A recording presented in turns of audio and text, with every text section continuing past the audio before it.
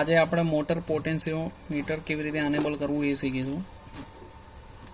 સૌથી પહેલાં આપણે પેરામીટરમાં જવાનું 96.04માં જવાનું છે. એમાં એબીબી સ્ટાન્ડર્ડ હશે એટલે આપણે સૌથી પહેલાં એબીબી સ્ટાન્ડર્ડ કરી દઈએ. એના પછી તમને બતાવું. 96.04માં જવાનું છે. ACS 380 ડ્રાઈવ છે બરાબર. હવે એમાં 13 નંબરનું પેરામીટર સિલેક્ટ કરવાનું છે તમારે.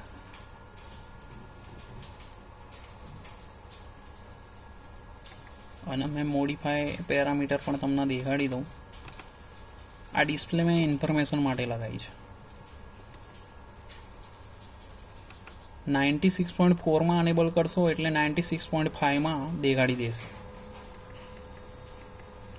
હવે વાયરિંગ પણ તમને સૌથી પહેલાં દેખાડી દઉં. જે પણ હોય આ 24 વોલ્ટ કોમન લીધો. આ DI1 સ્ટાર્ટ સ્ટોપ માટે, DI2 ફોરવર્ડ રિવર્સ માટે, આ DI3 છે આ રહ્યું, અને આ DI4 છે. અહીંયા એક્સપ્લેન કર્યું છે જુઓ. DI3 DI4. હું આને બેક કરી લઉં.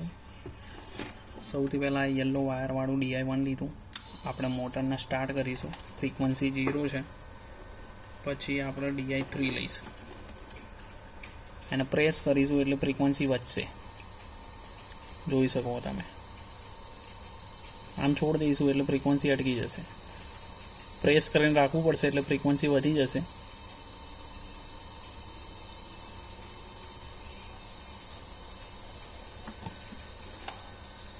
હવે આ છે DI2 એન્ટી ક્લોકવાઇઝ. હવે એન્ટી ક્લોકવાઇઝ પડશે અને આ ક્લોકવાઇઝ.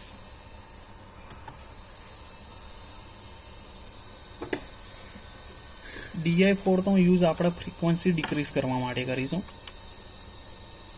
તમે જોઈ શકો અહીંયા છે ને ફ્રીક્વન્સી દેખાશે. અને હું પ્રેસ કરીશ એટલે ફ્રીક્વન્સી ઘટશે. આમ છોડ દઈશ અટકી જશે. તો આ મોટર પોટેન્શિયોમીટર અનેબલ કેમનું કરવું એની એપ્લિકેશન હતી.